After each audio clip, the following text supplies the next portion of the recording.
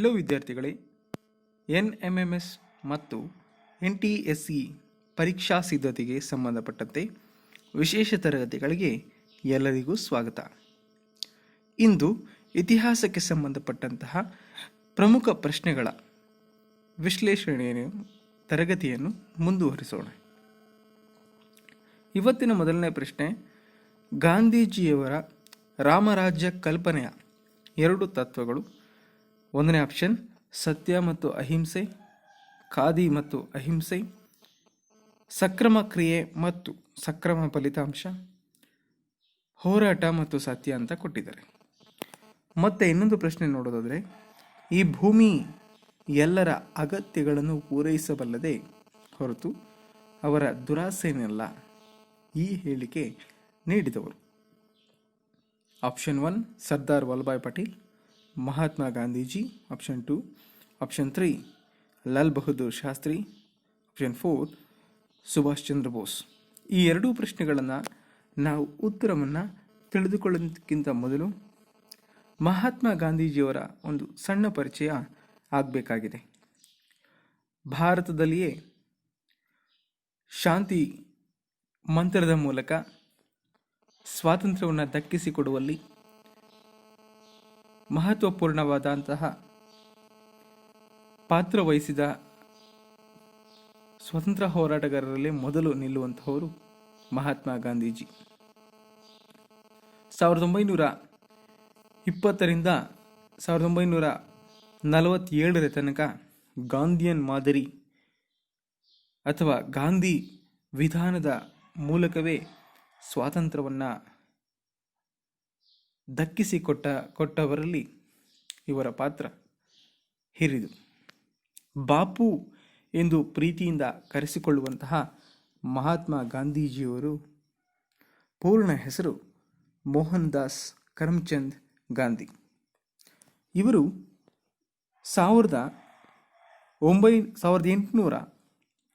1869 October 2ರಂದು Gujarat, ಈಗಿನ ಗುಜರಾತ್ ರಾಜ್ಯದ ಕಾಥೇವಾಡ್ ಜಿಲ್ಲೆಯ ಪೋರ್ಬಂದರ್ ಎನ್ನುವಂತಹ ಸ್ಥಳದಲ್ಲಿ ಜನಿಸ್ತಾರೆ. ಇವರ ತಂದೆ ಕರಮ್ಚಂದ್ ಗಾಂಧಿ, ಇವರು ರಾಜ್ಕೋಟ್ ಸಂಸ್ಥಾನದಲ್ಲಿ ದಿವಾನರಾಗಿರ್ತಾರೆ ಮತ್ತು ಇವರ ತಾಯಿ ಪುತಳಿಬಾಯಿ.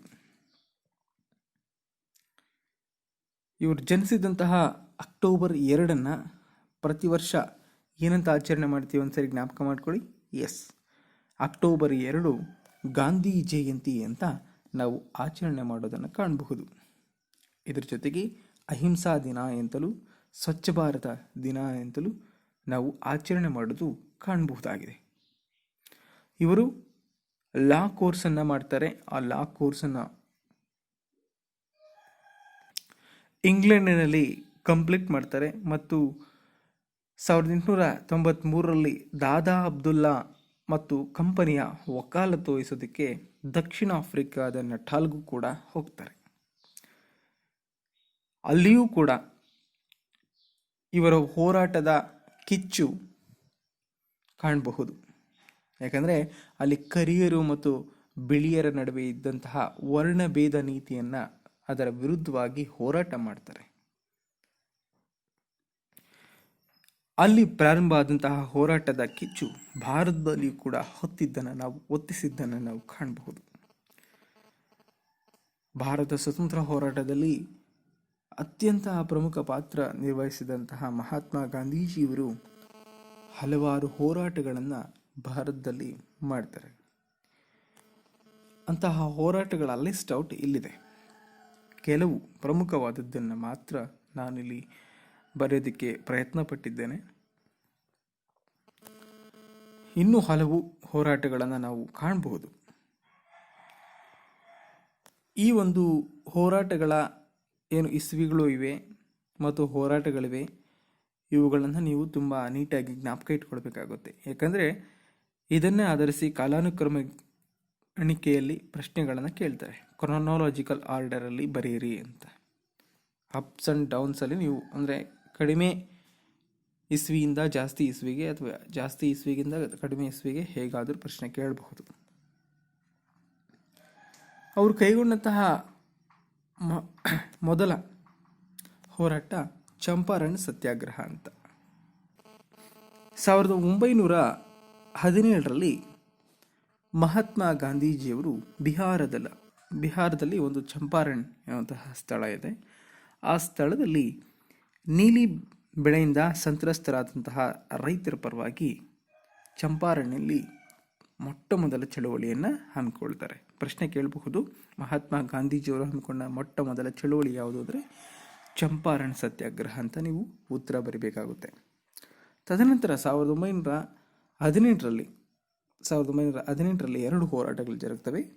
ಒಂದು ಅಹಮದಾಬಾದ್ ಹತ್ತಿ ಗಿರಣಿ ಕಾರ್ಮಿಕರ ಹೋರಾಟ, ಇನ್ನೊಂದು ಖೇಡಾ ಸತ್ಯಾಗ್ರಹ ಅಂತ. ಹೀಗೆ ಏನಾದ್ರೂ ಕ್ರೊನಾಲಜಿಕಲ್ ಆರ್ಡರ್ಲಿ ಅಹಮದಾಬಾದ್ ಹತ್ತಿ ಗಿರಣಿಯನ್ನು ಸೇರಿಸ್ಕೊಂಡಿದ್ರೆ ಮೊದಲು ಹತ್ತಿ ಗಿರಣಿಯನ್ನು ಹಾಕಿ ಹೋರಾಟವನ್ನು ಹಾಕಿ ಮತ್ತು ಖೇಡಾ ಸತ್ಯಾಗ್ರಹ ನಂತರ ಹಾಕಬೇಕಾಗುತ್ತೆ. ಖೇಡಾ ಅನ್ನುವಂತಹ ಸ್ಥಳ ಎಲ್ಲಿ ಬರುತ್ತೆ? ಗುಜರಾತ್ನಲ್ಲಿ ಬರುತ್ತೆ.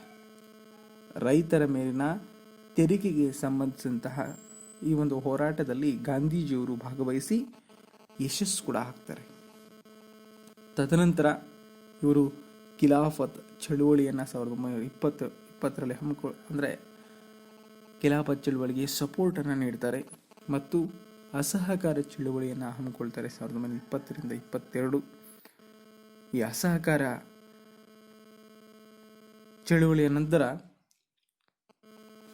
ದಂಡಿ ಸತ್ಯಾಗ್ರಹ, ಈಗಾಗಲೇ ಪ್ರೀವಿಯಸ್ ವಿಡಿಯೋಗಳಲ್ಲಿ, ಈ ಹಿಂದಿನ ವಿಡಿಯೋಗಳಲ್ಲಿ ದಂಡಿ ಸತ್ಯಾಗ್ರಹದ ಬಗ್ಗೆ ಒಂದು ಪರಿಚಯವನ್ನು ನಾವು ಮಾಡಿಕೊಂಡಿದ್ದೇವೆ. ನೀವು ದಂಡಿ ಸತ್ಯಾಗ್ರಹದ ಬಗ್ಗೆ ತಿಳಿಬೇಕಾದ್ರೆ ಆ ವಿಡಿಯೋವನ್ನು ಒಂದ್ಸರಿ ನೋಡಿ. ಮತ್ತು ಕ್ವಿಟ್ ಇಂಡಿಯಾ ಮೂವ್ಮೆಂಟನ್ನು ಮಾಡ್ತಾರೆ. ಕ್ವಿಟ್ ಇಂಡಿಯಾ ಚಳವಳಿ 1947ರಲ್ಲಿ ಮಾಡ್ತಾರೆ. ಒಂದು ಪ್ರಶ್ನೆ ಬರಬಹುದು ನಿಮಗೆ, ಕ್ವಿಟ್ ಇಂಡಿಯಾ ಚಳವಳಿಯ ಧ್ಯೇಯವಾಕ್ಯ ಏನಾಗಿತ್ತು ಅಂತ. ಕ್ವಿಟ್ ಇಂಡಿಯಾ ಚಳವಳಿಯ ಧ್ಯೇಯವಾಕ್ಯ ಡೂ ಆರ್ ಡೈ ಆಗಿತ್ತು. ವೆರಿ ಮೋಸ್ಟ್ ಇಂಪಾರ್ಟೆಂಟು, ಕರ್ನಾಟಕಕ್ಕೆ ಬಂದಾಗ ಮಹಾತ್ಮ ಗಾಂಧೀಜಿಯವರ ಪಾತ್ರ ಅಂತ ಬಂದಾಗ ಮಹಾತ್ಮ ಗಾಂಧೀಜಿಯವರು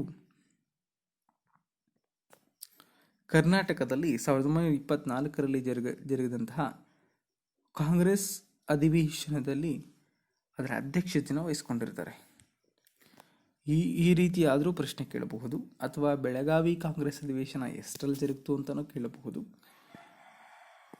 ಗಾಂಧೀಜಿಯವರು ಕಾಂಗ್ರೆಸ್ನ ಅಧ್ಯಕ್ಷತೆಯನ್ನು ವಹಿಸಿಕೊಂಡಿದ್ದಂತಹ ಏಕೈಕ ಅಧಿವೇಶನ ಎಲ್ಲಿ ಜರುಗ್ತಾ ಅಂತಲೂ ಕೇಳಬಹುದು.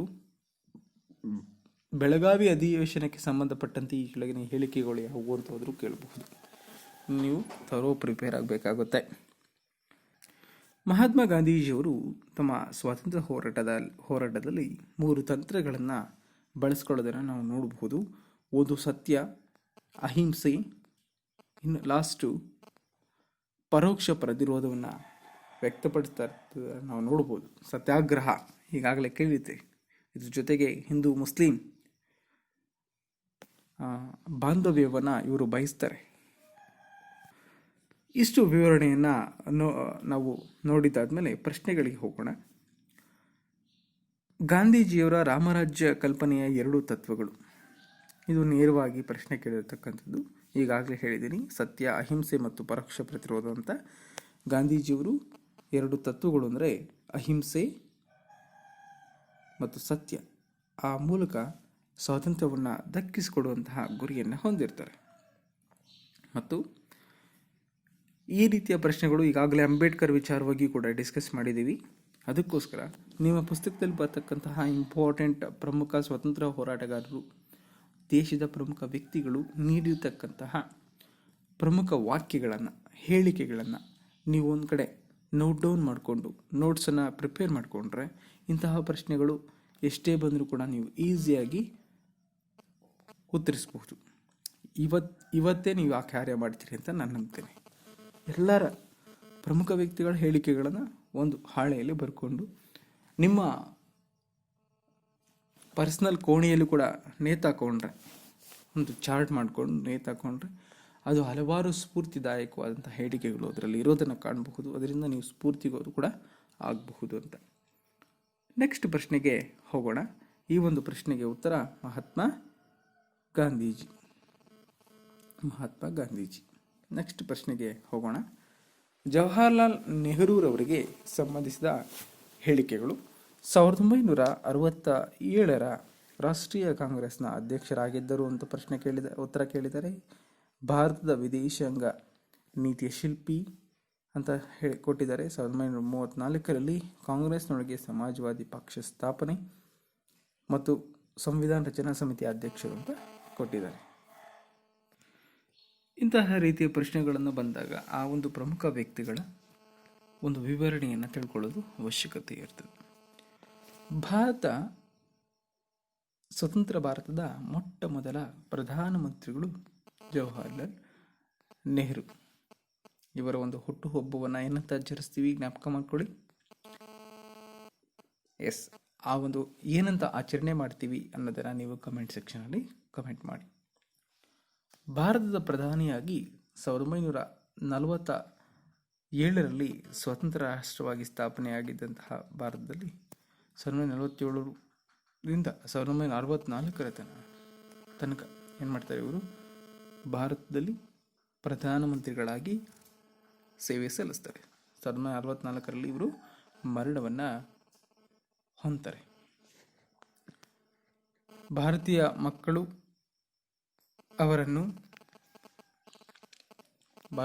ಏನು ಮಾಡ್ತಾ ಇದ್ರು, ಅವರನ್ನ ಏನಂತ ಕರಿತಾ ಇದ್ರು, ಅವರನ್ನ ಚಾಚಾ ನೆಹರು ಅಂತ ಕರಿತಾ ಇದ್ರು. ಚಾಚಾ ನೆಹರು ಅಂತ ಕರಿತಾ ಇದ್ರು. ಅಂದರೆ ಅಂಕಲ್ ನೆಹರು ಅಂತ ಹಿಂದಿಯಲ್ಲಿ ಅದರ ಅರ್ಥ. ಜವಾಹರ್ಲಾಲ್ ನೆಹರೂರವರು ನವೆಂಬರ್ 14, 1889ರಲ್ಲಿ ಅಲಹಾಬಾದ್ನಲ್ಲಿ ಜನಿಸ್ತಾರೆ. ನೋಡಿ, ಅವರು ಮರಣವನ್ನು ನಮ್ಮನ್ನೆಲ್ಲ ಅಗಲಿದ್ದು 1964ರಲ್ಲಿ, ಅವರು ಹುಟ್ಟಿದ್ದು 1889ರಲ್ಲಿ. ಇಲ್ಲಿ ಎರಡನೇ ನೋಡಿ, ಆಪ್ಷನ್ಗೆ ಬಂದಾಗ 1964ರಲ್ಲಿ ರಾಷ್ಟ್ರೀಯ ಕಾಂಗ್ರೆಸ್ನ ಅಧ್ಯಕ್ಷರಾಗಿದ್ದರು ಅಂದರೆ ಈ ಹೇಳಿಕೆ ತಪ್ಪಾಗುತ್ತೆ. ಯಾಕಂದರೆ 1964ಕ್ಕೆ ಅವರೇ ಇರಲಿಲ್ಲ, ಅವರು ನಮ್ಮನ್ನೆಲ್ಲ ಅಗಲಿದ್ರು ಅಂತ. ನೆಕ್ಸ್ಟು, ಭಾರತದ ವಿದೇಶಾಂಗ ನೀತಿಯ ಶಿಲ್ಪಿ ಅಂತ ಕರೀತಾರೆ. ಪಂಡಿತ್ ಜವಾಹರ್ಲಾಲ್ ನೆಹರೂರವರನ್ನ ಭಾರತದ ವಿದೇಶಾಂಗ ನೀತಿ ಶಿಲ್ಪಿ ಅಂತ ಕರೀತಾರೆ. ನಿಜ. ಯಾಕೆ? ವಿದೇಶಾಂಗ ನೀತಿ ಅಂದರೆ ಏನು? ಒಂದು ದೇಶ ಜಗತ್ತಿನ ಇತರೆ ರಾಷ್ಟ್ರಗಳೊಂದಿಗೆ ಮಾಡುವಂತಹ ಎಲ್ಲ ವ್ಯವಹಾರಗಳಿಗೆ ಸಂಬಂಧಪಟ್ಟಂತಹ ದೇಶವು ಇಟ್ಟುಕೊಂಡಂತಹ ನೀತಿಗಳ ಸ್ವರೂಪವನ್ನು ನಾವು ವಿದೇಶಾಂಗ ನೀತಿ ಅಂತ ಕರಿತೀವಿ. ಜವಾಹರ್ಲಾಲ್ ನೆಹರೂರವರು ಭಾರತ ವಿದೇಶಗಳೊಂದಿಗೆ ಯಾವ ರೀತಿ ನಡೆದುಕೊಳ್ಳಬೇಕು ಅನ್ನೋದ್ರ ಬಗ್ಗೆ ಹಾಗೂ ಹಲವಾರು ಒಪ್ಪಂದಗಳನ್ನು ಮಾಡಿಕೊಳ್ಳೋದ್ರ ಮೂಲಕ ಅವರು ಭಾರತದಲ್ಲಿ ವಿದೇಶಾಂಗ ನೀತಿಯ ಶಿಲ್ಪಿ ಅಂತ ಕರೆಸ್ಕೊಳ್ತಾರೆ. ಅವರು ಅಲಿಪ್ತ ನೀತಿಯನ್ನು ಘೋಷಣೆ ಮಾಡ್ತಾರೆ, ಅಲಿಪ್ತ ನೀತಿಯನ್ನು ಅನುಸರಿಸ್ತಾರೆ, ದೇಶವನ್ನು ಅನುಸರಿಸುವಂತೆ ಮಾಡ್ತಾರೆ ಮತ್ತು ಪಂಚಶೀಲ ತತ್ವಗಳನ್ನು ಇವರು ಜಾರಿಗೆ ತರುವುದನ್ನು ಕಾಣಬಹುದಾಗಿದೆ. ಬೇರೆ ರಾಷ್ಟ್ರಗಳೊಂದಿಗೆ ಸ್ನೇಹಮಯ ಸಂಬಂಧವನ್ನು ಬೆಳೆಸೋದಕ್ಕೂ ಕೂಡ ಇವರ ಪಾತ್ರ ಹೇರಿದನ್ನು ನಾವು ಕಾಣಬಹುದಾಗಿದೆ. ನೆಕ್ಸ್ಟು, ಸಮಾಜವಾದಿ ನೀತಿಗಳು. ಜವಾಹರ್ಲಾಲ್ ನೆಹರೂರವರು ಸಮಾಜವಾದಿ ನೀತಿಯಲ್ಲಿ ಅತಿ ಹೆಚ್ಚಿನ ಆಸಕ್ತಿಯನ್ನು ಹೊಂದಿರ್ತಾರೆ. ನೆಕ್ಸ್ಟು, ಸಂವಿಧಾನ ರಚನಾ ಸಮಿತಿ ಅಧ್ಯಕ್ಷರಾಗಿದ್ದರು. ಈಗಾಗಲೇ ಸಂವಿಧಾನಕ್ಕೆ ಸಂಬಂಧಪಟ್ಟಂತೆ ಒಂದು ವಿಡಿಯೋವನ್ನು ಮಾಡಿದ್ದೀನಿ. ನೀವು ಅದನ್ನು ನೋಡಿದಾಗ ಸಂವಿಧಾನ ರಚನಾ ಸಮಿತಿ ಅಧ್ಯಕ್ಷರು ಯಾರಾಗಿದ್ದರು? ಜವಾಹರ್ಲಾಲ್ ನೆಹರು ಅಲ್ಲ. ಇನ್ಯಾರು? ಜವಾಹರ್ಲಾಲ್ ನೆಹರು ಅಲ್ಲ. ಅದಕ್ಕೆ ಬದಲಾಗಿ ಡಾಕ್ಟರ್ ಬಾಬು ರಾಜೇಂದ್ರ ಪ್ರಸಾದ್ ರವರು ಸಂವಿಧಾನ ರಚನಾ ಸಮಿತಿ ಅಧ್ಯಕ್ಷರಾಗಿರ್ತಾರೆ. ಜವಾಹರ್ಲಾಲ್ ನೆಹರು ಅಲ್ಲ. ಹಾಗಾದರೆ ಉತ್ತರ ತಪ್ಪಾಗುತ್ತೆ. ಬಿ ಮತ್ತು ಸಿ ಉತ್ತರ ಆಗುತ್ತೆ. ನೆಕ್ಸ್ಟ್ ಪ್ರಶ್ನೆ, ಕ್ರಿಪ್ಸ್ ಆಯೋಗವನ್ನು ಕಾಂಗ್ರೆಸ್ ತಿರಸ್ಕರಿಸಿತು. ಕ್ರಿಪ್ಸ್ ಆಯೋಗವು ಕೇವಲ ಬಿಳಿಯರ ಗುಂಪಾಗಿತ್ತು. ಹೇಳಿಕೆಗಳನ್ನು ಕೊಟ್ಟಿದ್ದಾರೆ. ಈ ಹೇಳಿಕೆಗಳಲ್ಲಿ ಯಾವುದು ಸರಿ ಅನ್ನೋದು ನಾವು ನೋಡಬೇಕು. ಕ್ರಿಪ್ಸ್ ಕಮಿಷನ್ 1927ರಲ್ಲಿ ಭಾರತಕ್ಕೆ ಬರಬೇಕು ಅಂತ ಆಗುತ್ತೆ. ಅದು ಭಾರತಕ್ಕೆ ಬರೋಷ್ಟೊತ್ತಿಗೆ ಮತ್ತೆ ಲೇಟ್ ಆಗುತ್ತೆ, 1928 ಆಗುತ್ತೆ. ಯಾಕಂದರೆ ಇಂಗ್ಲೆಂಡ್ನಿಂದ ಬರಬೇಕಲ್ಲ, ಭಾರತಕ್ಕೋಸ್ಕರ ರಚನೆ ಮಾಡ್ತಾರೆ. ಯಾಕೆ ರಚನೆ ಮಾಡ್ತಾರೆ ಅಂದರೆ 1919ರಲ್ಲಿ ಒಂದು ಕಾಯ್ದೆ ಬಂದಿರುತ್ತೆ, ಮಾಂಟೆಗೋ ಚೆಮ್ಸ್ಫರ್ಡ್ ಅಂತ. ಅದಕ್ಕಿಂತ ಹಿಂದೆ 1909ರಲ್ಲಿ ಮಿಂಟೋ ಮಾರ್ಲೆ ಕಾಯ್ದೆಗಳು ಬಂದಿರ್ತವೆ. ಈಗಾಗಲೇ ನೀವು 7ನೇ ತರಗತಿಯಲ್ಲಿ ಅದರ ಬಗ್ಗೆ ನೋಡಿರ್ತೀರಿ. ಈ ಒಂದು ಕಾಯ್ದೆಗಳ ಒಂದು ಸಂಕ್ಷಿಪ್ತ ವಿವರಣೆಯನ್ನು ಅದರಲ್ಲಿ ಕೊಟ್ಟಿದ್ದಾರೆ. 1909ರಲ್ಲಿ ಮಿಂಟೋ ಮಾರ್ಲೆ, 1919ರಲ್ಲಿ ಮಾಂಟೆಗೋ ಚೆಮ್ಸ್ಫರ್ಡ್ ಕಾಯ್ದೆಗಳು. ಈ ಮಾಂಟೆಗೋ ಚೆಮ್ಸ್ಫರ್ಡ್ ಕಾಯ್ದೆಯ ಒಂದು ಆಗುಹೋಗುಗಳನ್ನು ಡಿಸ್ಕಸ್ ಮಾಡೋದಕ್ಕೋಸ್ಕರ, ಅವುಗಳನ್ನು ವಿಶ್ಲೇಷಣೆ ಮಾಡೋದಕ್ಕೋಸ್ಕರ ಕ್ರಿಪ್ಸ್ ಕಮಿಷನನ್ನು ಭಾರತದಲ್ಲಿ ಎಸ್ಟಾಬ್ಲಿಷ್ ಮಾಡೋದಕ್ಕೆ ಇಂಗ್ಲೆಂಡ್ನ ಸರ್ಕಾರ ಪ್ರಯತ್ನ ಪಡುತ್ತೆ. ಆದರೆ ಕ್ರಿಪ್ಸ್ ಕಮಿಷನ್ನ ಕಾಂಗ್ರೆಸ್ ತಿರಸ್ಕಾರ ಮಾಡುತ್ತೆ. ಕರೆಕ್ಟು. ಇದರ ಒಂದು ಘೋಷ ಇದೆ, ಗಾಂಧೀಜಿಯವರು ಗೋ ಬ್ಯಾಕ್ ಸೈಮನ್ ಅನ್ನುವಂಥ ವಾಕ್ಯವನ್ನು ನೀಡಿದಂಥ ನಾವು ನೋಡಬಹುದು. ಮತ್ತು ಕ್ರಿಪ್ಸ್ ಆಯೋಗವು ಯಾಕೆ ಹಿಂದಕ್ಕೆ ಕಳಿಸಲಾಯಿತು ಅಂದರೆ, ಆ ಒಂದು ಕ್ರಿಪ್ಸ್ ಕಮಿಷನ್ನ ಸಂಪೂರ್ಣವಾಗಿ ಬ್ರಿಟಿಷ್ನವರೇ ಇದ್ದರು, ಭಾರತೀಯರಿಗೆ ಅವಕಾಶ ಇರಲಿಲ್ಲ. ಅಂದರೆ ಬಿಳಿಯರೇ ತುಂಬೋಗಿದ್ರು. ಅದಕ್ಕೋಸ್ಕರ ಇದನ್ನು ಏನು ಮಾಡ್ತಾರೆ, ವಾಪಸ್ ಹೋಗಬೇಕು, ಕ್ರಿಪ್ಸ್ ಕಮಿಷನ್ ನಮ್ಗೆ ಬೇಕಾಗಿಲ್ಲ ಅಂತ ಹೇಳ್ಬಿಟ್ಟು ಹೋರಾಟಗಳು ಜರುಗ್ತವೆ. Cripps mission was failed to attempt in March 1942 by British government to secure full Indian cooperation and support for their efforts in World War II ಅಂತ ಇದೆ. ಹೌದು, ಕ್ರಿಪ್ಸ್ ಕಮಿಷನನ್ನು ಭಾರತೀಯರು ಏನು ಮಾಡ್ತಾರೆ, ಅದನ್ನು ಬಾಯ್ಕಾಟ್ ಮಾಡ್ತಾರೆ. ಈ ಒಂದು ಕ್ರಿಪ್ಸ್ ಮಿಷನ್ನ ಅಧ್ಯಕ್ಷರು ಯಾರಾಗಿರ್ತಾರೆ ಅಂದರೆ ಸರ್ ಸ್ಟ್ಯಾಫೋರ್ಡ್ ಕ್ರಿಪ್ಸ್. ಆ ಒಂದು ಸರ್ ಸ್ಟ್ಯಾಫೋರ್ಡ್ ಕ್ರಿಪ್ಸ್ರವರು ಈ ಕಮಿಷನನ್ನು ಒಂದು ಅಧ್ಯಕ್ಷರಾಗಿದ್ದಕ್ಕೋಸ್ಕರ ಅವರಿಗೆ ಆ ಒಂದು ಆಯೋಗಕ್ಕೆ ಆ ಹೆಸರು ಬಂದಿರೋದನ್ನು ನಾವು ಕಾಣಬಹುದು. ಹಾಗಾದರೆ ಈ ಪ್ರಶ್ನೆಗೆ ಸರಿಯಾದ ಉತ್ತರ ಎ ಮತ್ತು ಆರ್ ಎರಡೂ ಸರಿ. ಆರ್ ಎಗೆ ಸರಿಯಾದ ವಿವರಣೆಯಾಗಿದೆ. ನೆಕ್ಸ್ಟ್ ಅಭ್ಯಾಸ ಪ್ರಶ್ನೆಗಳಿಗೆ ನೀವು ಈ ಒಂದು ಅಭ್ಯಾಸ ಪ್ರಶ್ನೆಗಳಿಗೆ ಅಭ್ಯಾಸವನ್ನು ಮಾಡಬೇಕು, ಉತ್ತರಗಳನ್ನು ಚರ್ಚಿಸಬೇಕು ನಿಮ್ಮ ಸ್ನೇಹಿತರೊಂದಿಗೆ. 1924ರ ವೈಕಂ ಚಳುವಳಿ ಈ ಪ್ರಮುಖ ಉದ್ದೇಶ ಕೆಳಜಾತಿಯವರಿಗೆ ದೇವಾಲಯ ಪ್ರವೇಶ ನೀಡುವುದು, ಭೂಮಾಲೀಕರ ಶೋಷಣೆಯ ವಿರುದ್ಧ ಹೋರಾಡುವುದು, ಪತ್ರಿಕೋದ್ಯಮದ ಮೇಲಿನ ನಿಷೇಧಗಳನ್ನು ತೆಗೆದುಹಾಕ್ತಕ್ಕಂಥದ್ದು ಮತ್ತು ಅಂತರ್ಜಾತಿ ವಿವಾಹಗಳನ್ನು ಪ್ರೋತ್ಸಾಹಿಸುವುದು. 1924ರಲ್ಲಿ ವೈಕಂ ಚಳುವಳಿಯನ್ನು ಹಮ್ಮಿಕೊಂಡವರು ಯಾರು? ಕಾಮೆಂಟ್ ಸೆಕ್ಷನ್ನಲ್ಲಿ ಕಮೆಂಟ್ ಮಾಡಿ. ಎರಡನೇ ಪ್ರಶ್ನೆ, ರೈತವಾರಿ ಪದ್ಧತಿಯನ್ನು ಅಲೆಕ್ಸಾಂಡರ್ ರೀಡ್ನು ಜಾರಿಗೆಗೊಳಿಸಿದರು. ಇದು ಸರ್ಕಾರ ಮತ್ತು ರೈತರ ನಡುವೆ ನೇರ ಸಂಪರ್ಕ ಕಲ್ಪಿಸಿತು. ಇದರಲ್ಲಿ ಯಾವ ಹೇಳಿಕೆಗಳು ಸರಿಯಾಗಿವೆ ಅನ್ನೋದನ್ನು ನೀವು ಕಮೆಂಟ್ ಸೆಕ್ಷನ್ನಲ್ಲಿ ಕಮೆಂಟ್ ಮಾಡಬೇಕಾಗುತ್ತೆ. ನೆಕ್ಸ್ಟು ಬ್ರಿಟಿಷರು ಜಾರಿಯಾದಂಥ ವಿವಿಧ ನೀತಿಗಳನ್ನು ನೀವು ಕಮೆಂಟ್ ಸೆಕ್ಷನ್ನಲ್ಲಿ ಕಮೆಂಟ್ ಟ್ಯಾಗ್ ಮಾಡಿ. ಇಷ್ಟು ಇವತ್ತಿನ ಪ್ರಶ್ನೆಗಳಿಗೆ ವಿಶ್ಲೇಷಣೆ. ನೆಕ್ಸ್ಟ್ ಹೊಸ ಪ್ರಶ್ನೆಗಳೊಂದಿಗೆ ಮತ್ತೆ ನಿಮ್ಮನ್ನು ಭೇಟಿ ಹಾಕ್ತೀನಿ. Thank you.